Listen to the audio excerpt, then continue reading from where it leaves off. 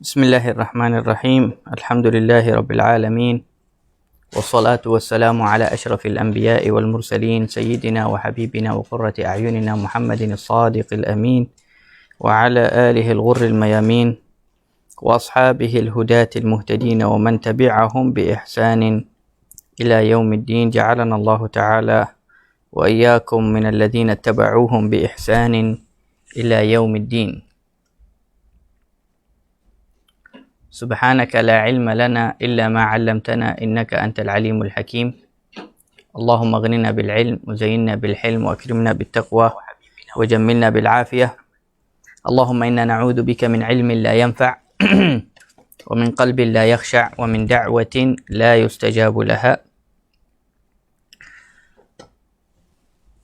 نوينا التعلم والتعليم والتذكر والتذكير والنفع والانتفاع والإفادة والاستفادة والحث على التمسك بكتاب الله وسنة رسوله صلى الله عليه وسلم والدعاء إلى الهدى والدلالة على الخير ابتغاء وجه الله ومرضاته وقربه وثوابه سبحانه وتعالى. رب اشرح لي صدري ويسر لي أمري واحلل عقدة من لساني يفقه قولي. أما بعد، Muslimin muslimat yang dirahmati oleh Allah Subhanahu wa taala, Assalamualaikum warahmatullahi wabarakatuh.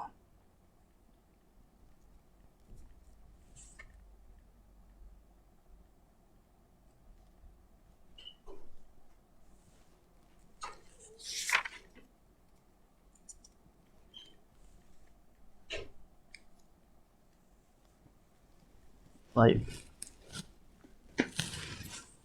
Semalam kita telah membaca bab yang menceritakan tentang orang yang pertama masuk Islam,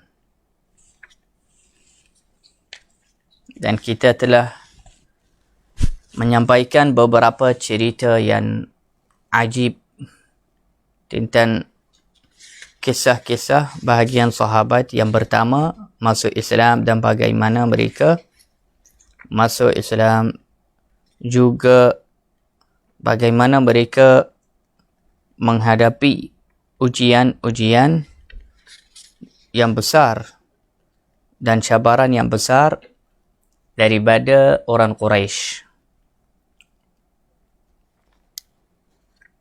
Antaranya cerita Sayyidina Abu Bakar, Sayyidina Ali, Sayyidina Sa'ad bin Abi Waqqas, Sayyidina Zubair, Sayyidina Abdurrahman bin Auf, Sayyidina Talha bin Ubaidillah, Sayyidina Abdullah bin Mas'ud radhiyallahu anhu, Sayyidina Abu Dzar Al-Ghafari radhiyallahu anhu, juga sahabat-sahabat yang lain yang setiap satu ceritanya lebih ajib daripada yang lain. Setiap satu sahabat ceritanya ajaib dan Masya Allah. Hari ini insya Allah kita akan sambung menceritakan tentang sirah Rasulullah, bagaimana Rasulullah sallallahu alaihi wasallam selepas mendapatkan wahyu dan selepas ada beberapa sahabat yang masuk Islam. Bermulaannya, lepas Rasulullah mendapatkan wahyu, selama 3 tahun atau sebanyak 3 tahun yang pertama setelah Rasulullah diutus sebagai Nabi dan Rasul, Rasulullah sallallahu alaihi wasallam melakukan dakwah, menjemput orang kepada agama Islam, kepada agama Allah, tetapi di dalam keadaan rahasia. Yani dengan rahasia sahaja. Rasulullah tidak mengumumkan, tidak menzahirkan dakwah Islam di depan masyarakat Makkah, kerana masyarakat di waktu itu tidak bersedia lagi, keadaan mereka, hati mereka tidak bersedia dan mereka keras. Jadi Rasulullah SAW daripada hikmah yang Rasulullah SAW ikutnya dan cara yang terbaik yang Rasulullah pilih, iaitu Rasulullah mulakan dakwah dengan cara rahsia terlebih dahulu. Selama 3 tahun, panjang juga, 3 tahun, Rasulullah rahsia sahaja. Belum lagi menzahirkan Islam itu di depan masyarakat. Selepas 3 tahun, barulah Rasulullah SAW menzahirkan dakwahnya di depan masyarakat Makkah. Di permulaan Islam, tuan-tuan puan-puan yang dirahmati oleh Allah Subhanahu wa taala, ada salah yang wajib, tetapi salah yang wajib di waktu itu hanya 2 rakaat di pagi dan 2 rakaat di petang. Sebelum syuruk 2 rakaat, sebelum ghurub, sebelum waktu maghrib 2 rakaat. Jemaah pun sudah disyariatkan, tetapi bagi siapa yang mampu mendirikan solat jemaah. Bermulaannya Rasulullah SAW suruh sahabat salat berjemaah fi syi'ab. Yani sahabat Nabi SAW pun semua orang Islam, hanya beberapa orang yang boleh dikira. Jadi mereka kalau nak solat, mereka kena jauh daripada masyarakat Makkah. Mujahadah sangat. Jadi mereka pergi solat di Syi'ib. Apa maksud Syi'ib? Syi'ib itu kawasan yang antara 2 bukit. Dan kawasan tu biasanya jauh sikit daripada kawasan perumahan. Jadi setiap kali mereka nak solat, mereka kena pergi jauh begitu. Supaya orang musyrikin atau orang Quraisy tidak berasan dan melihat kepada mereka. Sehingga pada suatu hari, Sayyidina Sa'ad bin Abi Waqqas radhiyallahu anhu dengan beberapa sahabat, dengannya antara mereka Abdullah bin Mas'ud, Ammar bin Yasir dan sahabat-sahabat yang lain, beberapa orang sahaja, mereka salat di satu syi'ib, yakni di atas bukit, jauh di jalan yang antara dua-dua bukit, memang jauh dari masyarakat Makkah. Tapi telah takdirkan Allah Subhanahu wa taala buat mereka dilihat oleh Abu Sufyan dan beberapa orang musyrikin. Abu Sufyan waktu itu belum lagi masuk Islam. Dan dia juga antara pemimpin-pemimpin di Makkah. Dia melihat mereka, marah terus dan dia menghinakan terus Sa'ad bin Abi Waqqas. Dan dia menyatakan kepada Sa'ad, bagaimana kamu ini orang yang mulia daripada golongan kami, kamu duduk dengan hamba-hamba, orang yang kuturun orang berkhidmat begitu. Tapi Sa'ad bin Abi Waqqas jawab kepadanya. Dia kata, wahai Abu Sufyan dan kamu semua, jangan kacau kita. Kita dahlah jauhkan diri kita. Kita tak mahu siapa-siapa melihat kita. Tapi Allah yang takdirkan kamu semua ni melihat kita sekarang. Jadi, beli, jangan kacau kita. Tetapi di waktu itu keadaan jadi panas antara dua-dua. Orang Islam dengan orang musyrikin, dan mereka dua-dua bergaduh. Mereka beramai-ramai bergaduh sehingga Sayyidina Sa'ad bin Abi Waqqas, dia ambil satu di sebelahnya di bawah, dikata di dekat kakinya ada satu lihyu ba'ir, yakni kepala atau mulut unta yang sudah disembelih. Dia ambil tulang itu, tulang mulut unta, kemudian dia balingkan dia atau pukul kepada kepala satu orang daripada musyrikin sehingga berdarah, keluar berdarah. Yani bergaduhan besar terjadi di waktu itu antara sahabat dengan orang musyrikin. Dan ini sejarahnya kali pertama orang musyrikin melihat orang Islam atau sahabat Nabi SAW salah. Ini sejarahnya kali pertama. Dan ulama kata darah yang pertama mengalir di dalam Islam, darah yang dikeluarkan oleh Sa'ad bin Abi Waqqas ketika bergaduh dengan orang musyrikin. Itu darah yang pertama. Selepas tu sampai berita ini kepada Rasulullah, jadi Rasulullah SAW merasa sedih kerana jadi bergaduh. Rasulullah harap tidak ada bergaduhan. Tapi selepas tu Rasulullah SAW kata kepada sahabat, okey, lepas ni tak payah salat di syi'ib-syi'ib, yakni di jauh dekat bukit-bukit macam tu. Marilah kita bertemu sama-sama, beribadah sama-sama di rumah sahabat kami Al-Arqam bin Abi Al-Arqam, yang kita semua yakni tahulah nama Al-Arqam itu. Yani bermulaannya sahabat salat di mana? Di bukit. Lepas jadi bergaduhan tu, Rasulullah SAW suruh mereka salat di rumah sahaja, di rumah Al-Arqam. Jadi sahabat dengan Rasulullah selalu berkumpul di rumah Al-Arqam. Selama 3 tahun, Rasulullah SAW duduk di Al-Arqam sahaja, jumpa sahabat di Al-Arqam, mengajar atau salat sama dan memberi baca Al-Quran yang turun kepada Rasulullah di rumah itu, di rumah Al-Arqam.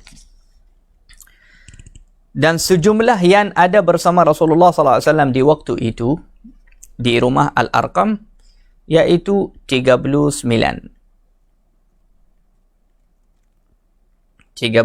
atau lebih daripada itu. Yani bukan di satu waktu mereka berkumpul, kadang-kadang datang 5, kadang-kadang 10. Jadi itu macam timpak mereka berkumpul. Kerana mereka tidak berani lagi menzahirkan dakwah Islam di depan masyarakat Makkah. Sehingga Allah Subhanahu wa taala turun wahyu kepada Rasulullah sallallahu alaihi wasallam, firman Allah Subhanahu wa taala, "Wa anzir 'ashiratakal aqrabin." Wa anzir 'ashiratakal aqrabin. Allah Subhanahu wa taala turunkan wahyu, arahan, perintah daripada Allah kepada Rasulullah. Wahai Muhammad, bangun sekarang, berilah peringatan kepada keluargamu dan saudaramu yang rapat. Yani kepada saudara-saudarimu, wahai Muhammad. Selepas Rasulullah mendapatkan arahan itu daripada Allah, Rasulullah duduk risau dan sedih selama 1 bulan. Selama 1 bulan, Rasulullah SAW duduk di rumahnya, tak bercampur dengan orang, sedih untuk saudaranya, untuk keluarganya. Sedih sekiranya keluarganya dan saudaranya tidak menerima dakwahnya.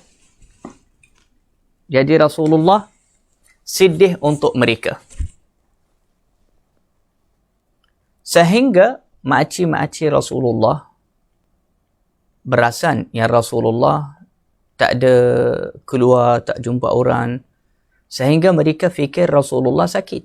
Mereka datang ziarah Rasulullah. Mereka kata, ya Muhammad, waktu tu mereka belum lagi masuk Islam semua pun. Ya Muhammad, adakah kamu sakit?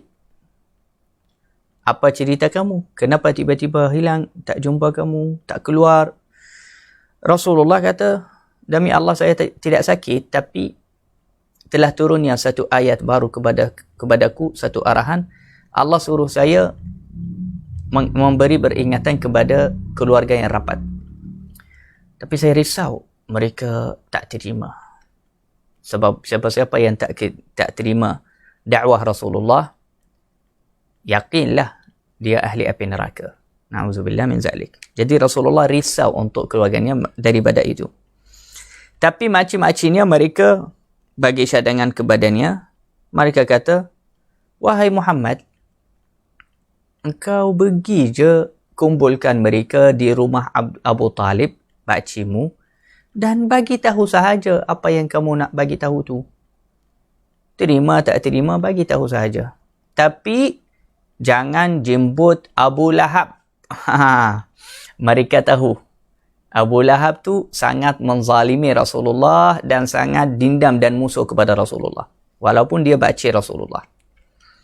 Jangan jemput Abu Lahab. Jadi Rasulullah SAW setuju dia kumpulkan saudaranya, baci, anak sepupu, keluarganya sahaja, Bani Hashim dan Bani Abdul Muttalib, di rumah Abu Talib. Kemudian Rasulullah menyediakan makanan. Sayyidatina Khadijah yang siapkan makanan tu, yakni dia yang belanja. Sayyidatina Khadijah belanja makan, dan Rasulullah SAW suruh Ali bin Abi Talib yang hidangkan kepada mereka. Makanan itu pun, yakni jumlah keluarga Rasulullah yang berkumpul hari itu 40 orang macam tu, dan dia hidangkan untuk mereka satu baha atau kaki kambing dengan sup dengan beberapa roti. Dan subhanallah cukup untuk mereka semua kerana Rasulullah yang hidangkan. Abu Lahab kata, ini adalah sihir daripada Muhammad. Kerana apa? Makanan yang sikit ini cukup untuk kita semua. Walaupun mereka kata, yakni makanan itu sebenarnya satu orang atau dua orang boleh habiskan daripada mereka, orang Arab dahulu yang lama mereka makan banyak. Rasulullah di waktu mereka berkumpul lepas habis makan, mahu memberi ucapan. Rasulullah minta izin, dia kata saya nak bagi ucapan. Abu Lahab suruh dia diam. Dan Abu Lahab pula yang bagi ucapan. Jadi Rasulullah SAW diam, dan lepas tu mereka setiap satu masing-masing balik kepada rumahnya. Hari yang kedua, Rasulullah suruh Ali, wahai Ali, kumpulkan mereka lagi hari ini. Dia minta mereka berkumpul lagi. Jadi, lepas mereka berkumpul lagi, Rasulullah SAW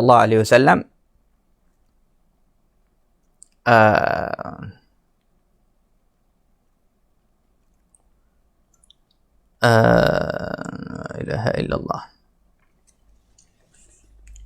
Rasulullah SAW sempat di jumputan yang kedua memberi peringatan kepada Bani Hashim dan Bani Abdul Muttalib. Rasulullah kata kepada mereka, yakni bahawasanya saya adalah Rasulullah. Wahai Bani Hashim, wahai Bani Abdul Muttalib, selamatkanlah dirimu daripada azab api neraka.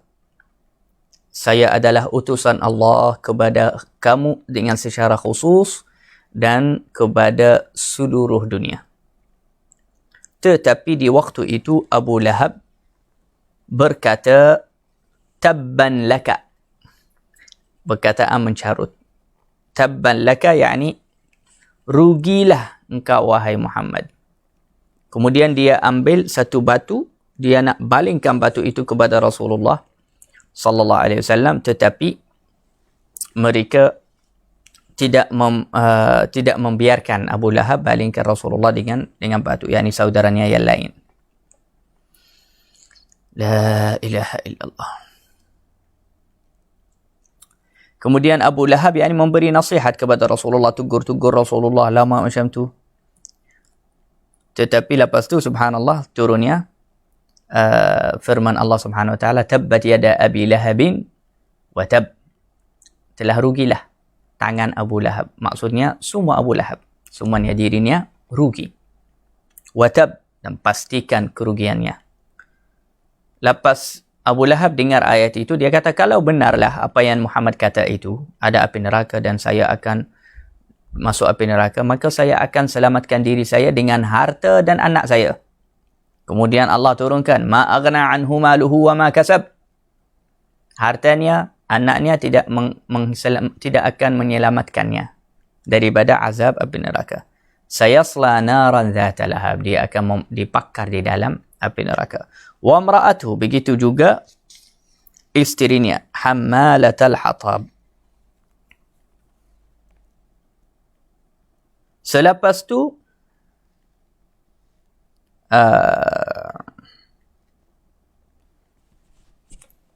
Rasulullah sallallahu alaihi wasallam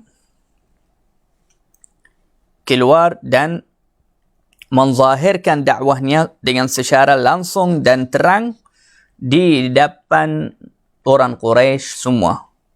Di depan seluruh orang Quraisy.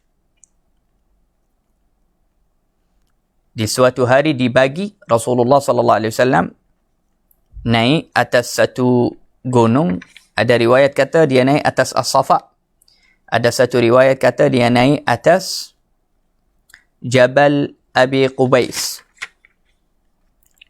Rasulullah sallallahu alaihi wasallam dia kata wa sabahah, wa sabahah. Yani dia dari bagi-bagi. Rasulullah SAW kejutkan mereka semua. Selepas mereka semua datang, orang Quraisy. Orang Quraisy semua datang.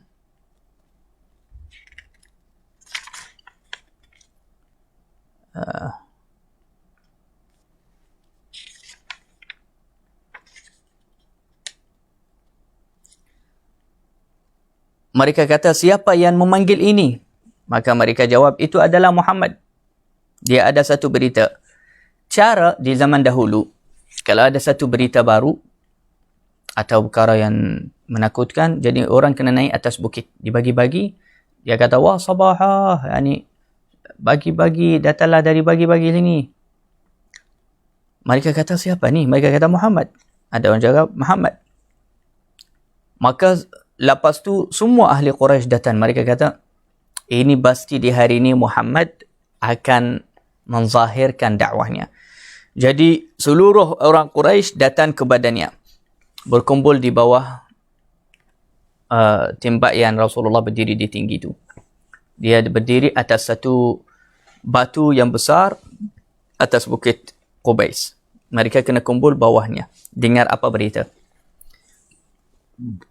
Hatta kalau ada satu orang tak mampu datang, dia suruh orang lain pergi dengar apa cerita yang baru daripada Muhammad. Maka Rasulullah SAW kata kepada ahli Quraisy semua, kepada ahli Makkah.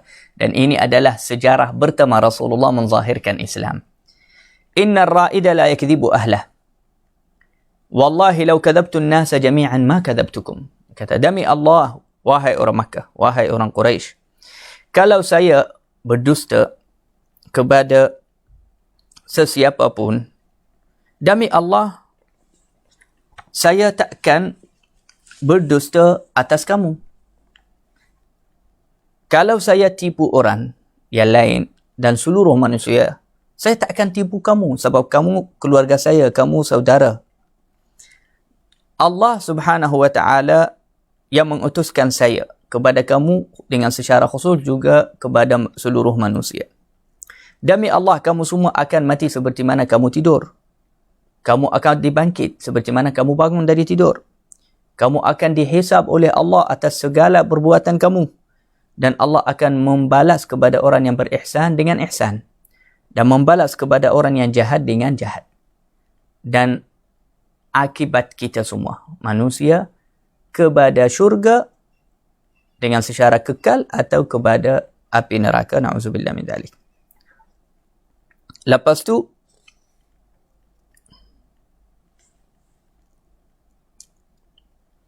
Abu Talib, Abu Lahab bangun lagi. Dia kata,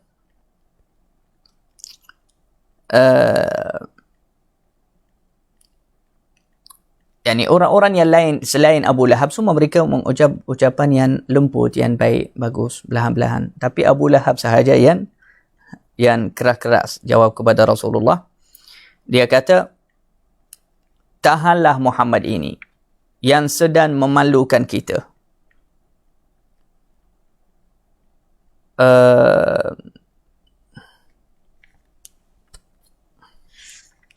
Kerana Muhammad ini membawa masalah besar. dia akan membuatkan orang Quraisy semua berang kepada kita Bani Hashim. Jadi lebih baik kita dari sekarang tahan dia dan kita yang berhentikan dia. Itu lebih baik daripada orang Makkah dan orang Quraisy dan orang Arab semua berang semuanya kerana kerja Muhammad ini. Di waktu itu Safiyah, makcik Rasulullah SAW. Safiyah adik-beradik Abu Lahab juga. Dia orang Islam. Makcik Rasulullah. Dia kata, wahai saudara, wahai abang,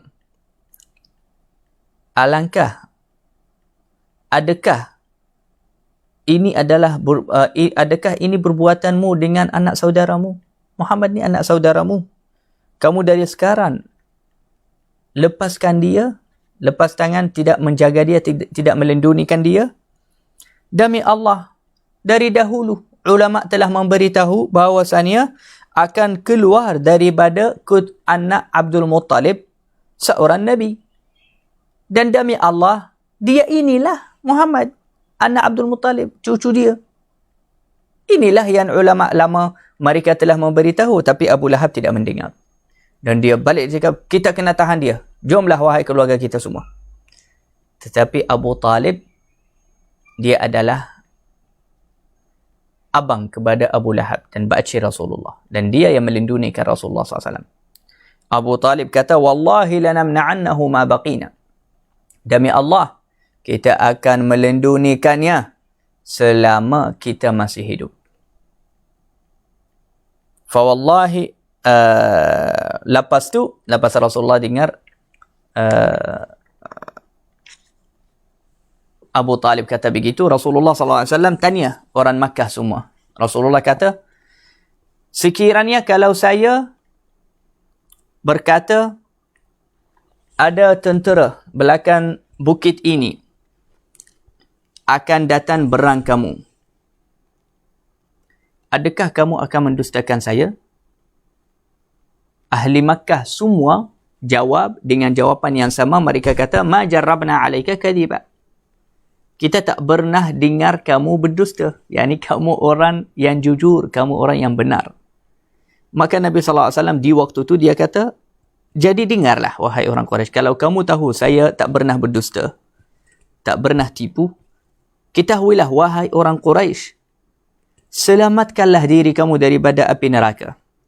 Sesungguhnya saya tidak akan mencukupi kamu daripada azab api neraka jika kamu mati di dalam keadaan kafir. Saya adalah utusan Allah yang membawa beringatan kepadamu. Sesungguhnya Allah mempunyai azab yang pedih.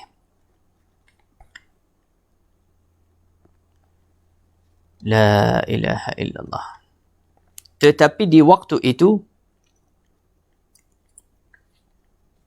mereka kata, yakni orang Makkah semua dengar sahaja, tak jawab kepada Rasulullah pun, tak tolak dakwahnya, mereka diam sahaja. Yani masih okey.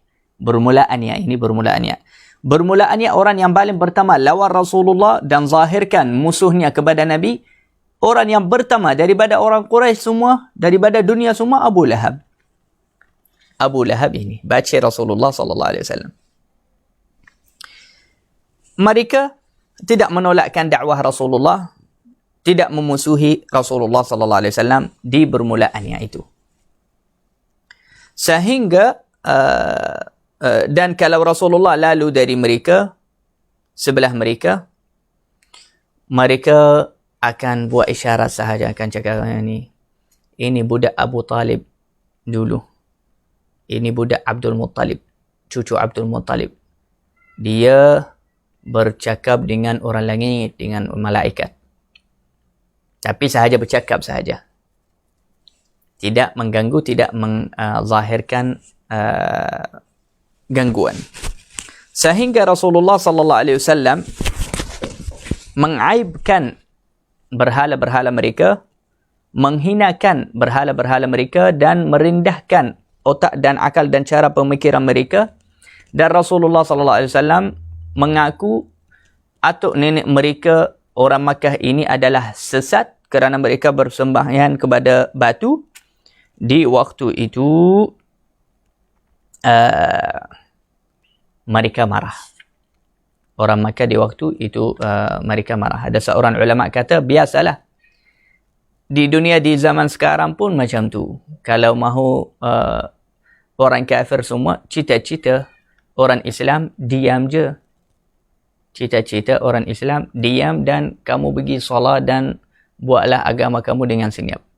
Tapi jika orang Islam ingin menjelaskan kebatilan atau kesesatan agama atau mazhab atau pemikiran yang lain, maka mereka akan dituduh dan akan dihancam.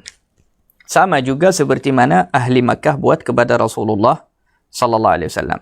Waktu itu mereka marah dan mereka pergi terus menuju kepada Abu Talib yang melindungikan Rasulullah, baca Rasulullah. Mereka kata, wahai Abu Talib, mengadu kepada dia. Anak saudaramu Muhammad ni, dia menghinakan Tuhan kita, mengaibkan agama kita, merendahkan akal-akal kita. Dan dia menuduh ibu bapa kita, atuk nenek kita adalah sesat. Sekarang Abu Talib kena tahankan dia, kena suruh dia berhenti, atau lepaskan tangan, biarkan kita bunuh dia. Maka Abu Talib jawab sahaja kepada mereka dengan jawapan yang lembut, dengan cara yang baguslah. Dia bagi mereka jawapan yang bagus, maka mereka bulang dan terima jawapan Abu Talib tu. Dan selepas tu Rasulullah SAW pun teruskan dakwah, tak berhenti langsung. Tak berhenti dakwah. Rasulullah teruskan dakwah tapi dengan cara rahasia juga. Dengan lepas sudah terang. Ini selepas sudah terangkan dakwah. Dan dendam dan musuh orang Quraisy semakin bertambah, semakin banyak. Kerana setiap hari dengar cerita baru, setiap hari dengar wahyu baru, setiap hari dengar ada orang baru masuk Islam. Setiap hari semakin ramai pengikut Rasulullah. Jadi mereka datang kali kedua kepada Abu Talib, jumpa dia. Mereka kata, ya Abu Talib, kau adalah orang tua yang mulia di dalam golongan kami. Jadi kita mohon kamu berhentikan anak saudaramu Muhammad ini. Kalau tidak, maka kita terpaksa lawan kamu dengan dia sekali. Kita takkan sabar lagi kerana dia mencarut atau menghinakan Tuhan kita dan ibu bapa kita. Maka Abu Talib kata, baik, saya akan jumpa Muhammad, saya akan bincang dengan Rasulullah, dengan Muhammad. Maka Abu Talib jumpa Rasulullah. Dia cakap dengan Nabi SAW. Dia kata, ya Rasulullah, wahai Muhammad, wahai anak saudara, mereka ni telah datang kepadaku. Maka kesianlah bacimu yang tua ni, kesianlah dirimu juga. Janganlah buat saya angkat perkara yang lebih berat daripada kemampuanku.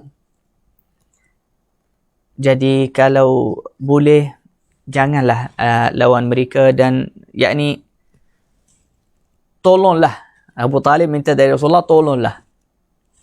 Rasulullah di waktu itu, daripada cara Abu Talib bercakap, dia fikir atau dia sangka macam abang cikgu macam dah mula rasa lemah dan macam dah tak mahu melindungikan saya. Tetapi Rasulullah SAW di waktu itu, dia jawab kepada bacinya. Dia kata, wahai baci, wahai Abu Talib, dengarlah.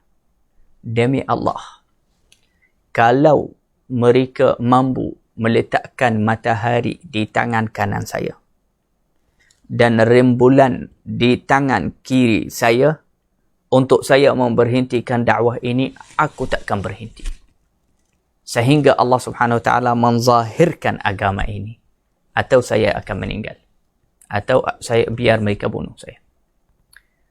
Maka ketika itu Abu Talib melihat kepada bagaimana gagah dan kuatnya yakin Rasulullah SAW dengan dirinya. sebab dia pun nampak Rasulullah SAW keluar air mata. Rasulullah sedih kerana dia rasa batinnya akan tinggalkan. Maka Rasulullah keluar air mata, nangis, sedih. Dan Rasulullah mahu keluar. Lepas Rasulullah keluar, Abu Talib panggil dia. Dia kata, mari wahai anak saudara, wahai Muhammad. Lepas Rasulullah berdiri balik di depan bacinya, Abu Talib kata kepada Rasulullah, idhab ya ibn akhi faqul ma ahbabta. Pergilah wahai anak saudara, sebutkanlah apa yang kamu suka. Kamu cakap sahaja apa yang kamu suka. Demi Allah, saya takkan lepaskan tangan dari kamu dan saya takkan berhenti melindungikan kamu. Selepas tu Rasulullah SAW teruskan dakwahnya lagi. Dan orang Quraisy juga dengan itu telah mengetahui bahawasanya Abu Talib takkan memberhentikan Muhammad. Lepas tu mereka datang kali ketiga kepada Rasulullah, mencuba lagi. Mereka datang kepada Abu Talib kali ketiga, cuba lagi. Tapi kali ketiga ni mereka belik sikit. Mereka datang kepada Abu Talib dengan membawa satu budak yang namanya Umarah ibn al-Walid ibn al-Mughirah. Umarah ibn al-Walid ibn al-Mughirah. Satu budak remaja yang handsome dan yang daripada keluarga yang mulia dan bijak. Orang Quraisy kata kepada Abu Talib, mereka kata, wahai Abu Talib, ini adalah Amarah, remaja yang terbaik, yang kuat, yang handsome. Ambillah dia sebagai anak kamu. Kamu ambil dia dan kamu serahkan Muhammad kepada kita. Untuk apa? Serahkan Muhammad untuk kita bunuh dia. Yakni ganti. Kamu wahai Abu Talib bagi kita Muhammad, kita bagi kamu anak kita. Kamu jaga anak kita, ambilnya sebagai anak. Dan bagi kita Muhammad anak kamu untuk kita bunuh dia. Maka Abu Talib di waktu tu marah kepada mereka. Dia kata, alangkah bodohnya kamu semua ni. Mereka kata, kenapa? Dia kata, engkau memberi kepada saya anak engkau untuk aku menjaganya dan memberi makan dan membesarkan dia. Tapi, mahu saya serahkan anak saya sendiri, anak saudara saya sendiri untuk kamu membunuh dia? Bagaimana saya nak setuju dengan cadangan begitu? Selepas tu, mereka keluar daripada Abu Talib dan mereka sudah janji Abu Talib mereka akan lawan Rasulullah dan lawan Abu Talib dan Bani Hashim semua. Maka Abu Talib di waktu tu nampak keadaan dah serius dan semakin bahaya bagi keselamatan diri Rasulullah. Waktu tu Abu Talib baca Rasulullah, dia kumpulkan keluarganya semua. Lelaki-lelaki yang besar yang pandai perang. Dia ambil janjian dari mereka semua Bani Hashim. Juga Bani Abdul Muttalib. Dia kata kepada mereka, siapa bersamaku melindungikan Muhammad,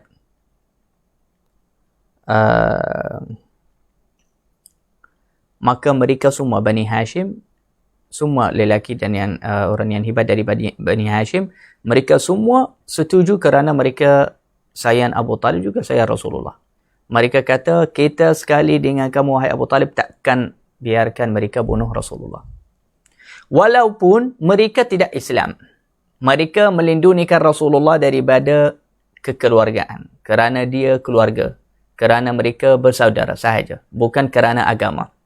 Agama mereka, agama Makkah. Syirik, musyrikin. Tetapi kerana mereka Bani Hashim satu keluarga, maka mereka semua melindungikan Rasulullah. Kecuali satu orang. Dia tak setuju dan dia pergi sekali dengan orang kafir. Dengan orang Makkah iaitu Abu Lahab. A'udzubillah.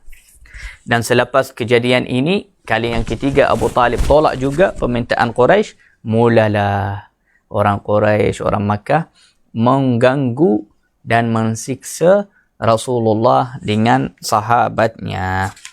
Antara gangguan orang Makkah atau orang Quraisy kepada Rasulullah dan sahabat iaitu di satu hari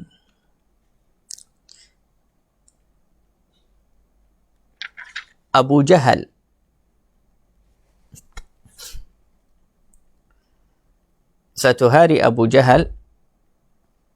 dia kata, wahai Quraisy, dia kata kepada Quraisy semua, Muhammad ini menghinakan agama kamu, menghinakan Tuhan kamu, menghinakan ibu bapa kamu. Dan dia datang solat di depan mata kami sini, di depan Al-Kaabah. Dulu Rasulullah salah, tapi arah kiblat kepada Palestin, Quds, kepada Al-Quds. Tapi Rasulullah suka salah sebelah Kaabah. Jadi Rasulullah salah di antara Ar-Ruknul Yamani dengan Al-Hajarul Aswad, di tengah antara Ar-Ruknul Yamani dengan Al-Hajarul Aswad. Dan dia menjadikan Kaabah antaranya dengan negara Syam. Kemudian Rasulullah berarah salah kepada Al-Quds, kepada Baitul Maqdis, Palestin.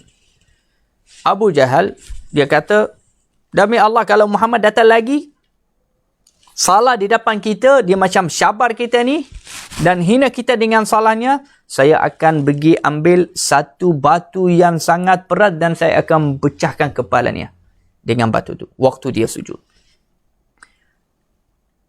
Lepas Quraisy mereka nampak Rasulullah datang kepada Kaabah, dia salah, mereka panggil Abu Jahal, mereka panggilnya Abul Hakam. Tapi Rasulullah kata Abu Jahal.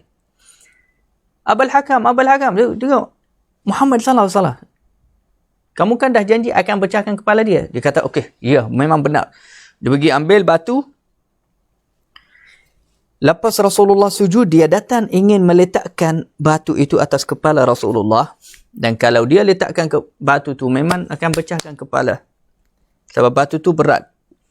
Tiba-tiba Abu Jahal balik kepada belakang, jalan kepada ke belakang, reverse. Jalan kepada belakang. Dan batu itu melikat kepada dadanya dengan tangannya. Dan dia balik laju lari kepada belakang. Orang Quraisy semua kata, apa yang terjadi? Apa masalah kamu? Kenapa? Dia kata, diam semua. Kau semua tak melihat apa yang saya melihat. Mereka kata, kamu melihat apa? Dia kata, demi Allah, ketika saya dah dekat dengan Muhammad, tiba-tiba ada satu ekor unta yang besar, buka mulutnya besar. Kalau saya dekat sikit sahaja kepadanya, dia akan makan saya. Mulutnya akan masukkan badan saya semua. Dan mereka cuba nak tarik tangan batu dari tangan Abu Jahal. Mereka tarik-tarik sehingga dapat tarikkan batu dari tangan Abu Jahal dengan susah. Orang kafir. Mukjizah yang berlaku untuk Rasulullah. Lepas Rasulullah dengar cerita tu, ada orang sampaikan kepadanya, dia kata, Abu Jahal tadi dia nak buat macam ni. Lepas tu dia balik, lepas tu dia cakap dia nampak unta nak makan dia. Rasulullah senyum. Dan Rasulullah kata, Dhaka Jibril. Lau dana la akhadahu. Yang unta tu, itu adalah Jibril. Kalau Abu Jahal dekat sikit sahaja lagi, Jibril akan ambilkannya. Dia akan ambilkannya, akan hilang terus tiba-tiba Abu Jahal. Tetapi Abu Jahal lari dari badannya.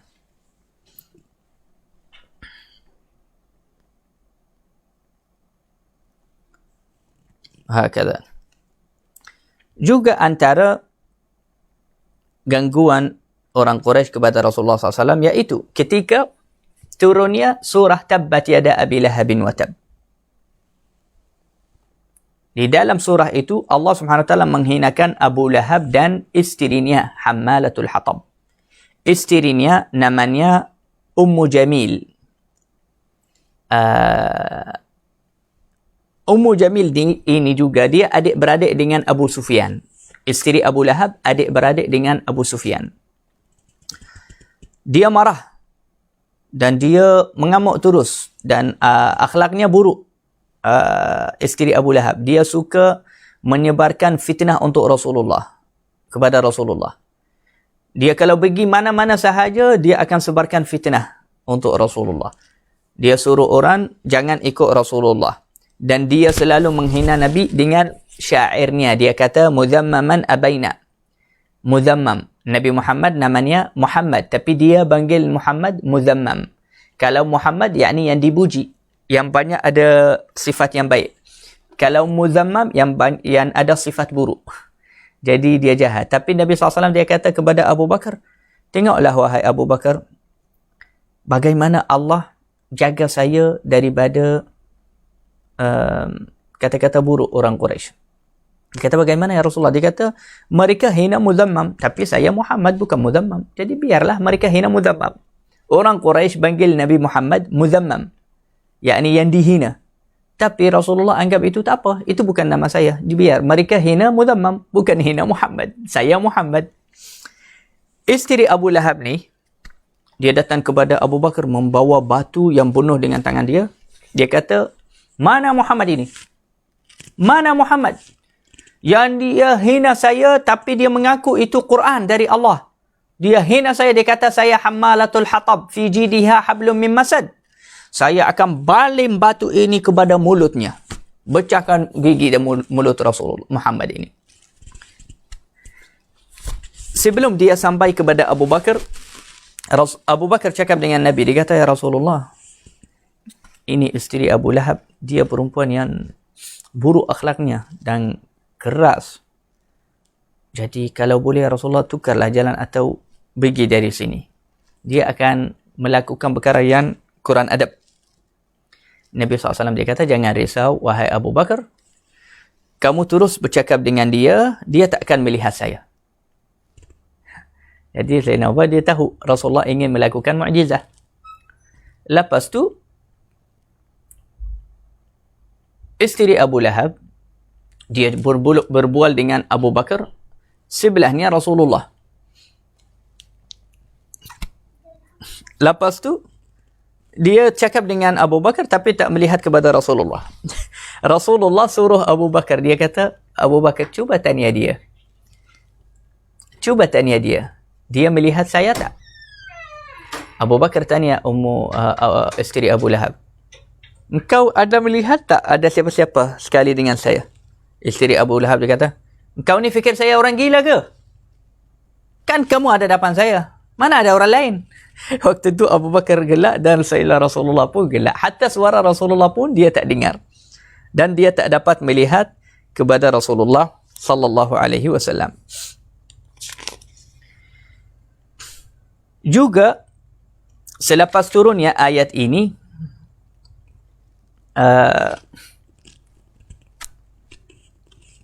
Abu Lahab, lepas turunnya ayat tabbat yada Abu Lahab bin Watab, kunci itu, tutup. Kunci. Abu Lahab datang kepada anaknya yang nama Utbah dan Utaibah. Dia datang kepada anaknya Utbah dan Utaibah. Dia ada dua anak. Satu namanya Utbah, satu Utaibah. Dua-dua anaknya ni kahwin anak Rasulullah, iaitu Ruqayyah dan Ummu Kulsum. Utbah kahwin Ruqayyah, anak Rasulullah. Wa Utaibah kahwin Ummu Kulsum, anak Rasulullah. Kerana sepupu saudara. Abu Lahab baci Rasulullah. Tapi mereka kahwin tapi tak dapat baru kahwin sahaja. Tak lama. Abu Lahab di waktu itu dia, kerana dia geram dan musuh kepada Rasulullah, khususnya lepas turunnya tabbat yada Abi Lahab wa tab. Dia suruh dua-dua anaknya ceraikan anak Muhammad ini. Kalau tak, engkau bukan anak saya dan saya tak nak jumpa kamu ada di rumah saya lagi. Anaknya, mereka terus dengarlah arahan ayah mereka. Utbah, dia ceraikan Ruqayyah, anak Rasulullah. Utaibah, dia ceraikan anak Rasulullah, Ummu Kulthum. Cuma Utaibah lebih kurang ajar daripada Utbah. Dan ketika tu Rasulullah rasa sedih sangat untuk dua-dua anaknya. Tiba-tiba dua-dua anaknya, Ruqayyah dan Ummu Kulthum, dicerai dengan cara hina dan cara dendam dan musuh. Mereka dua-dua balik di satu hari kepada Rasulullah. Jadi Rasulullah peluk mereka dan tenangkan hati mereka. Tapi subhanallah, Allah gantikan mereka yang lebih baik daripada anak Abu Lahab. Dua-dua kahwin siapa? Kahwin Sayyidina Uthman bin Affan radhiyallahu anhu. Utaibah anak Abu Lahab ni jahat. Dia kata ketika dia mahu pergi kepada Asyam, dia mahu musafir kepada Syam dengan ayahnya.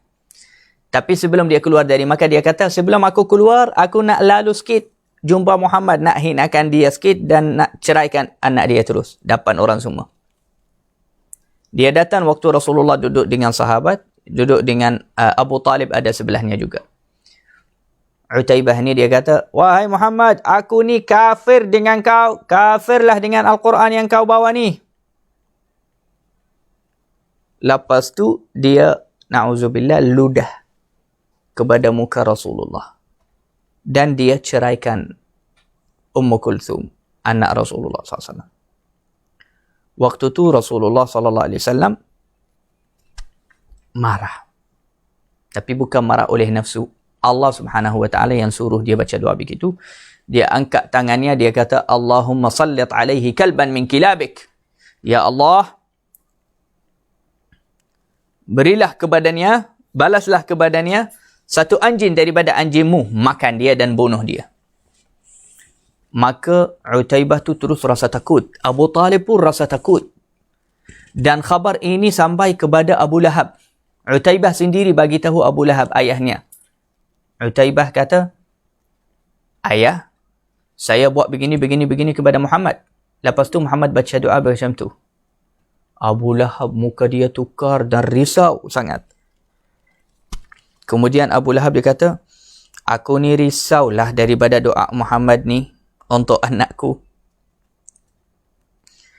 Lepas tu mereka berjalan, musafir kepada Syam. Di tengah jalan, mereka berhenti nak rehat. Tengah malam, rehat tidur, dibagi nak sambung jalan. Ada satu orang lalu sebelah mereka sebelum tidur. Dia kata, kenapa kamu semua nak tidur di sini? Mereka kata nak rehat, esok nak sambung. Dia kata, okeylah, tapi berhati-hati. Kawasan di sini kadang-kadang ada singa. Banyak singa, bukan. Ini macam kawasan banyak singa. Jadi Abu Lahab dah rasa takut, rasa risau. Dia suruh semua guru yang ada bersama mereka tidur dengan cara bulat-bulat, letak anakku di tengah. Jaga dia. Mereka kata, baik. Tapi subhanallah, di tengah malam datang seekor singa yang besar. Dia bau satu bersatu. Mereka semua dia macam cari satu orang yang dia nak. Sehingga dia sampai kepada Utaibah, dia makannya, dia pukulnya dengan kukunya, dengan tangannya, dekat kepalanya sehingga pecah kepalanya dan mati di waktu itu terus. Lepas mati, meninggal, Abu Lahab sendiri dia kata, aku ni dah tahu dia takkan dapat selamat selepas doa Muhammad ni.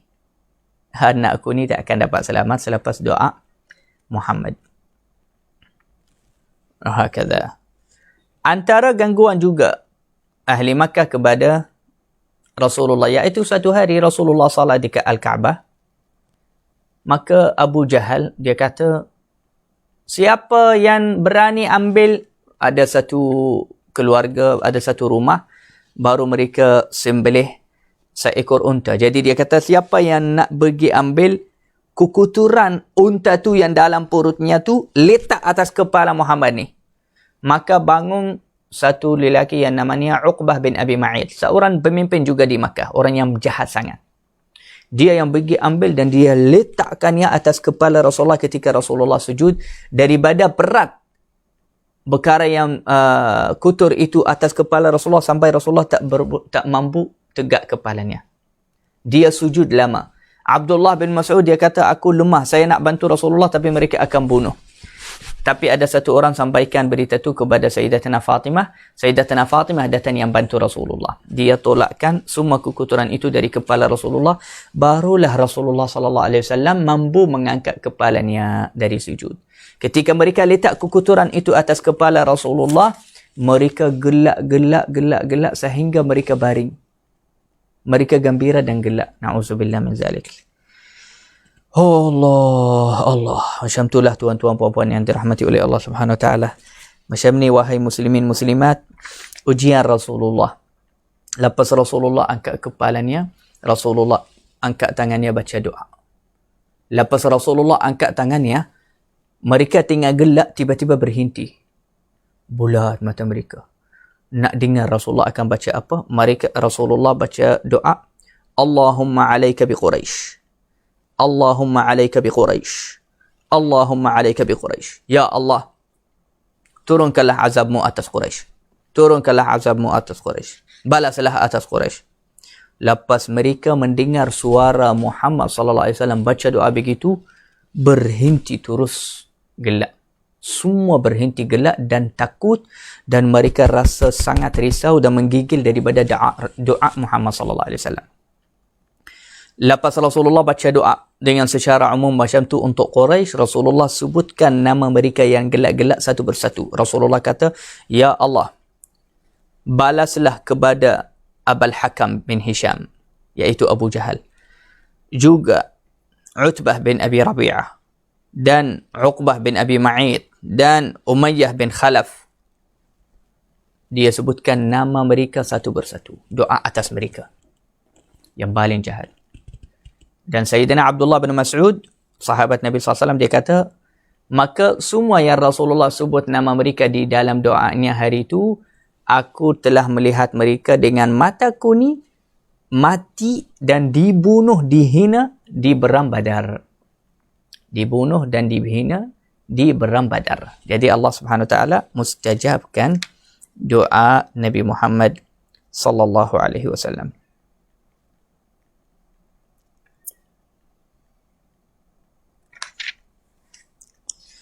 La ilaha illallah.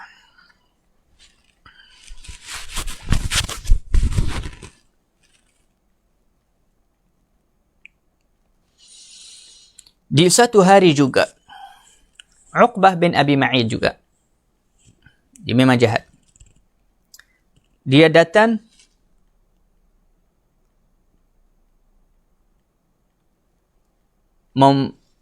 mengikat, ketika Rasulullah salat di Al-Kaabah, dia mengikat ridaknya, kainnya, dekat leher Rasulullah SAW dengan terlalu ketat. Sehingga Rasulullah SAW, dalam riwayat dia kata, sehingga mata Rasulullah dah mau keluar. Kerana terlalu ketat kepada leher ini. Yang ini macam dia nak bunuh Rasulullah SAW. Uqbah bin Abi Ma'id. Dendam dan hasad.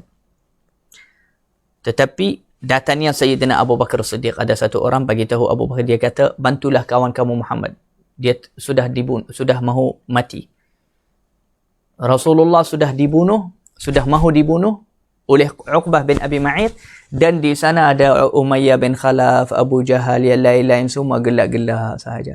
Kecuali Sayyidina Abu Bakar yang datang bantu Rasulullah. Dia tolak Uqbah bin Abi Ma'id ini, dan dia lepaskan leher Rasulullah sallallahu alaihi wasallam. Waktu itu Rasulullah sallallahu alaihi wasallam, Sayyidina Abu Bakar, dia kata, ataqtuluna rajulan ayyaqula rabbi Allah. Adakah kamu ini ingin membunuh orang yang menyatakan Tuhannya Allah? Apa dosanya sehingga kamu ingin membunuhnya? Wahakadha.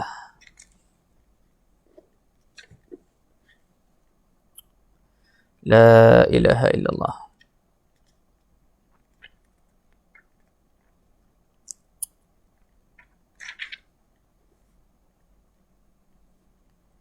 Dalam riwayat yang lain, lepas Sayyidina Abu Bakar tolak mereka, mereka bukul Abu Bakar pula. Mereka bukul Sayyidina Abu Bakar.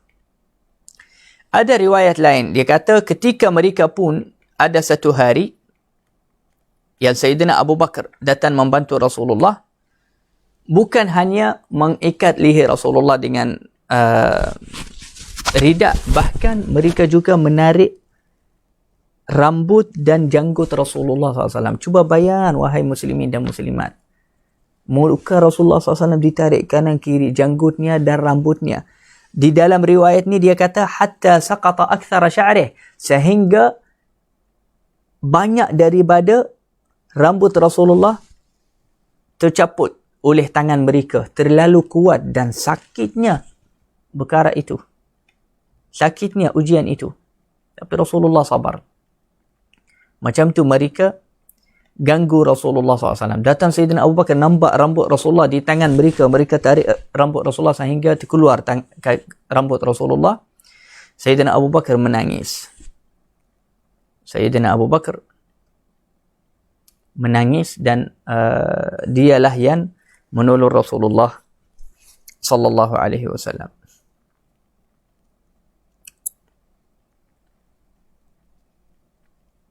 Hatta antara cara mereka ganggu Rasulullah sallallahu alaihi wasallam,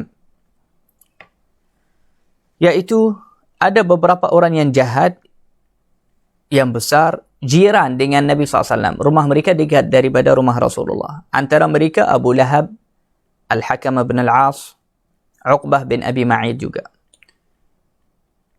Ini jiran dengan Nabi, tapi jiran jahat. Selalu mereka ambil kotor dan najis letak di depan pintu Rasulullah SAW. Maka selalu Rasulullah keluar, dia bersihkan depan rumahnya, dia kata kepada mereka, dia kata, adakah inilah cara kamu buat dengan jiran kamu? Rasulullah cakap baik-baik saja. Dia nasihat mereka sahaja. Kata, ini jiran macam mana ni? Letak hari-hari ada kotor di depan rumah saya. Tapi macam itulah cara mereka dendam dan hasad dan musuh kepada Rasulullah sallallahu alaihi wasallam.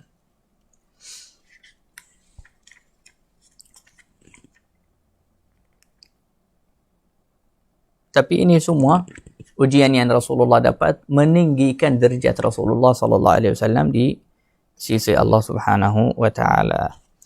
Juga Sayyidina Abu Bakar diuji, diganggu oleh orang Quraisy. Antara gangguannya, Sayyidina Abu Bakar satu hari dia rasa boring dan tak nak duduk di Makkah lagi. Dia nak keluar, tapi ada satu orang kawan dia. Dia kata, kamu ni orang yang baik. Tak sepatutnya orang Makkah keluarkan kamu. Sepatutnya kamu duduk di Makkah. Jadi, baliklah kepada Makkah. Saya jamin mereka tak boleh ganggu kamu lagi. Tak pukul kamu lagi. Jadi, Abu Bakar balik. Lepas balik, orang Makkah terima jaminan orang itu. Tapi mereka kata dengan syarat, dia tak boleh solat di tengah kita, tak boleh baca Quran dengan kuat. Dia solat dan ibadah dalam rumahnya sahaja. Subhanallah, lebih kurang macam di zaman sekarang. Daripada orang kafir. Orang kafir, orang yang tak suka Islam, mereka lebih suka orang Islam duduk di masjid sahaja. Jangan sebarkan Islam. Jangan tunjuk orang kecantikan Islam, keindahan Islam. Mereka risau dari itu. Sebab apa? Sebab mereka tahu agama ini adalah agama yang benar, agama yang indah, agama yang cantik. Dan siapa-siapa yang akan dengar Al-Quran, ajaran Al-Quran, kecantikan agama Islam, ramai akan masuk Islam. Dan dari zaman Nabi SAW sehingga zaman sekarang, siapa-siapa yang dapat mempelajari agama Islam dengan cara yang betul, dia mesti akan masuk Islam.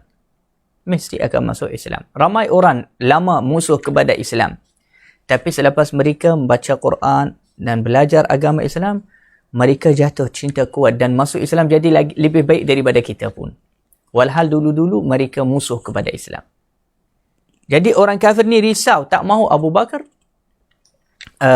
menzahirkan Islamnya di depan mereka.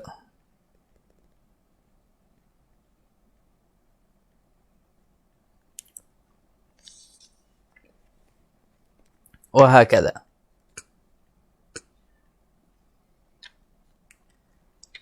Selepas tu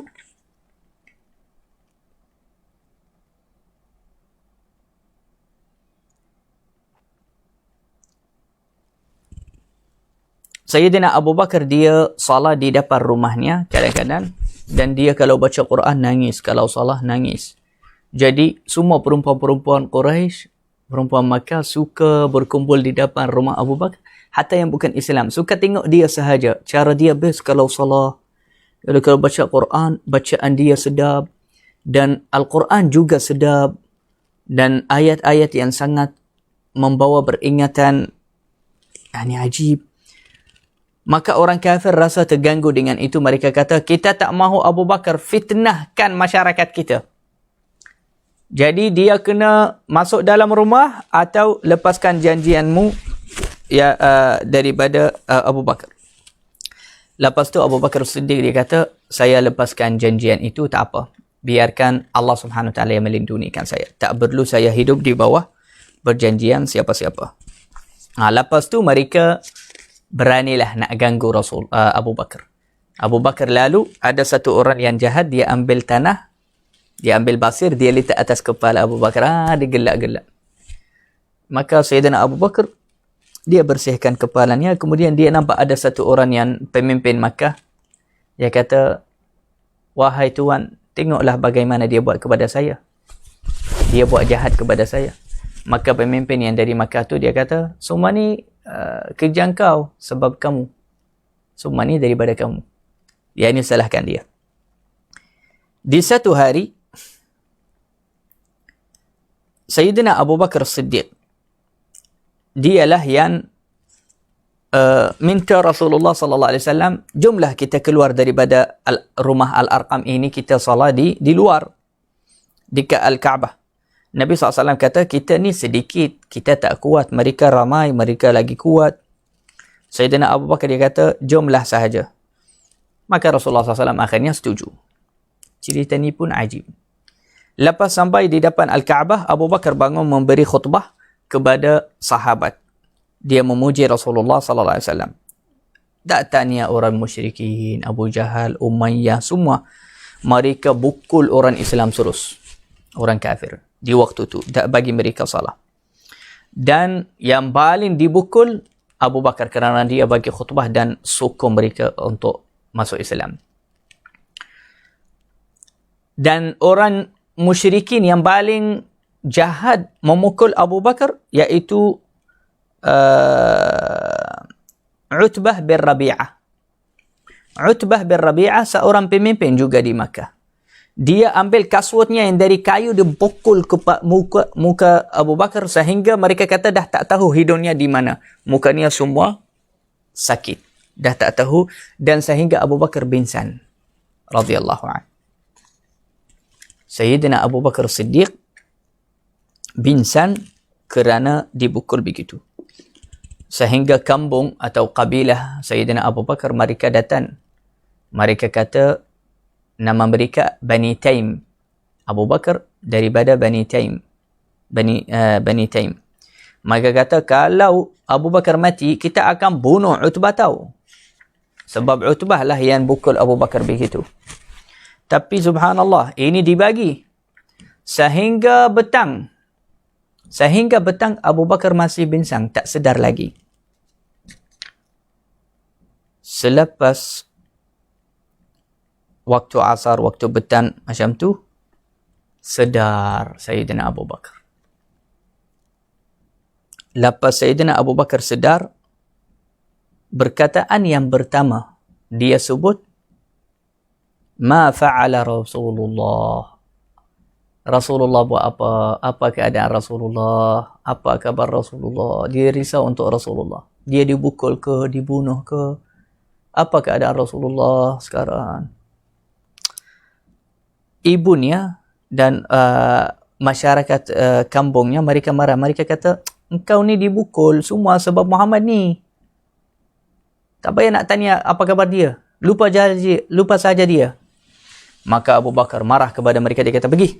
Saya tak perlu pun bantuan kamu semua ni. Yang lagi bintin Muhammad. Dia tanya ibu dia.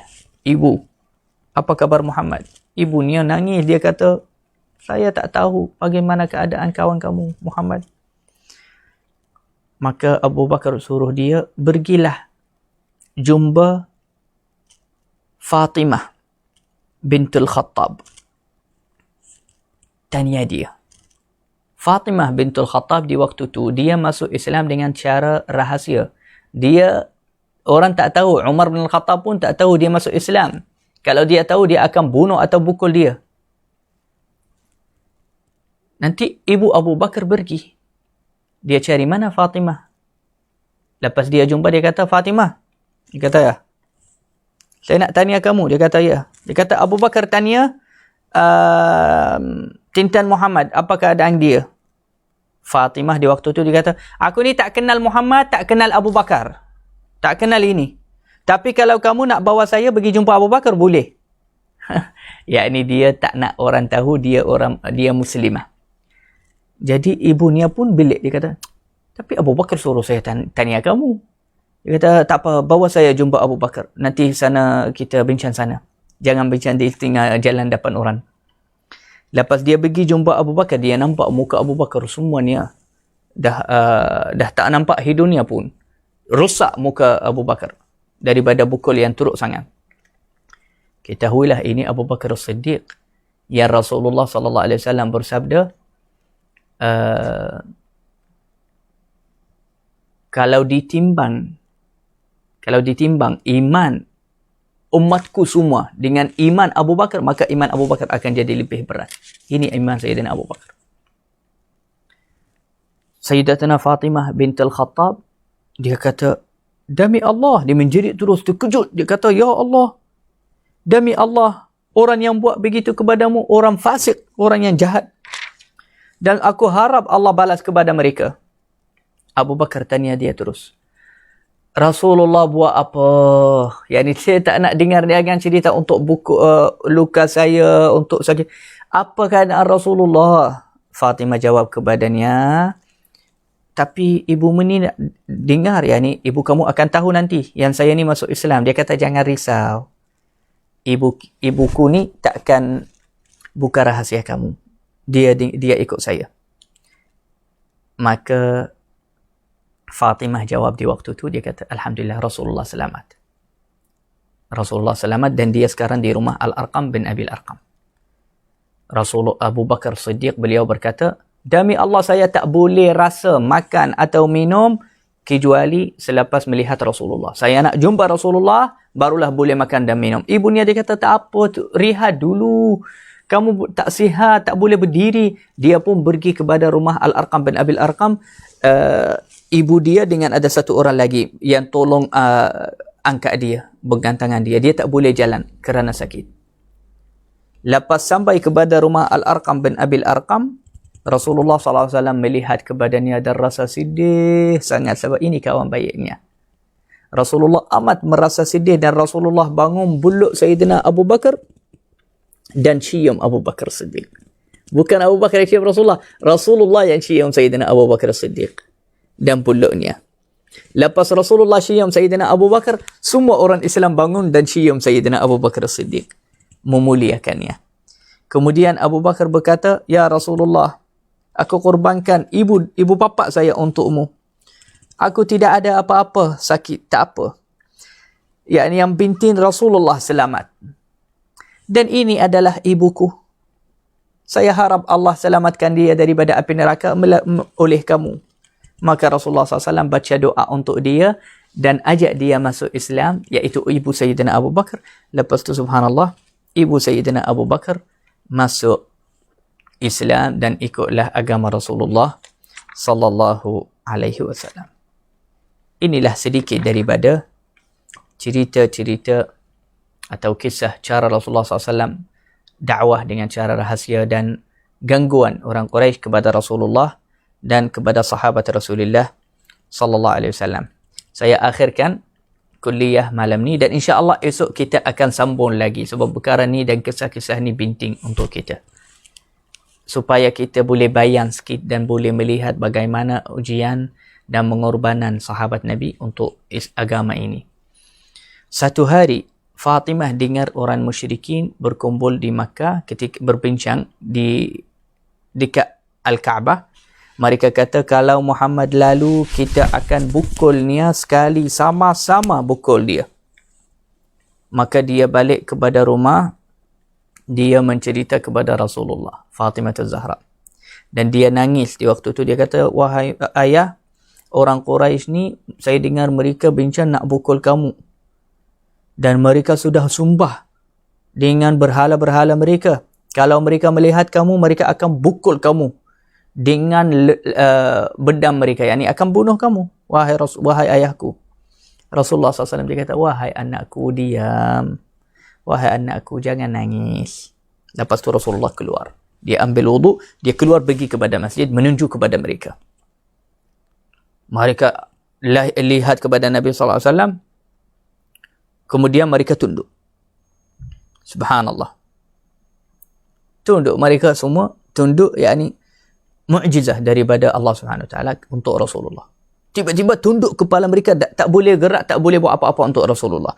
Dan Rasulullah SAW ambilkan di dalam tangannya sedikit basir. Rasulullah SAW balingkan basir itu kepada mereka dan masuk di dalam mata mereka. Semua yang duduk bincang di sana. Dan Rasulullah SAW baca, syahatil wujuh, syahatil wujuh. Wajah yang buruk, wajah yang buruk. Tidak ada satu orang dari mereka yang dapat masuk basir di matanya, melainkan dia dibunuh di Perang Badar. Subhanallah. Macam itulah Nabi SAW juga bersabda, asyaddun nasi bala'an al-anbiya. Orang yang paling berat ujiannya dan paling besar bala dan musibah atasnya, iaitu para anbiya dan mursalin. Kerana derajat mereka sangat tinggi. Setelah para anbiya dan mursalin, pewaris Nabi. Pewaris Nabi dan Rasul, ini selalu ada musibah, selalu ada ujian, selalu ada difitnahkan, selalu macam-macam. Dapatkan musibah dan ujian di dunia. Sebab itu antara ulama, ada bahagian ulama berkata, kalau ada ujian banyak di hidup kamu, maka maknanya kamu ada ikhlas lah. Ada ikhlas, ada jujur, juga ada bahagian daripada kewarisan Nabi sallallahu alaihi wasallam. Kerana ada banyak ujian dan ada ujian dan cabaran di dalam kehidupan kamu. Moga-moga Allah Subhanahu wa taala mengampunkan dosa kita dan menyelamatkan kita di dunia dan akhirat, dan mempenuhkan hati kita dengan cinta Rasulullah sallallahu alaihi wasallam. Menciptakan dan menghidupkan di dalam hati kita rasa sentiasa ingin mengorbankan untuk agama Allah, untuk agama Rasulullah. Kita korbankan badan kita, kita korbankan masa, kita korbankan harta, kita korbankan anak, kita korbankan keluarga, kita korbankan nyawa kita untuk agama Islam, untuk agama Allah, untuk agama Rasulullah sallallahu alaihi wasallam, fi sabilillah subhanahu wa taala. Moga-moga Allah Subhanahu wa taala memilih kita dan menerima kita sebagai hamba yang saleh, hamba yang istiqamah, hamba yang mulia, hamba yang sentiasa menghidupkan sunnah Nabi Muhammad sallallahu alaihi wasallam, menghayatikan sirah dan sejarah Rasulullah sallallahu alaihi wasallam. Amin amin ya rabbal alamin. Sallallahu ala sayyidina Muhammad wa ala alihi wasahbihi ajma'in. Walhamdulillahi rabbil alamin. Ikutlah kami esok, insya-Allah kita akan sambung lagi cerita-cerita tentang ujian para sahabat daripada dan gangguan orang Quraisy kepada Nabi dan sahabat Rasulullah sallallahu alaihi wasallam. Sallallahu ala sayyidina Muhammad wa ala alihi wasahbihi ajma'in. Walhamdulillahi rabbil alamin. Taqabbalallahu minkum.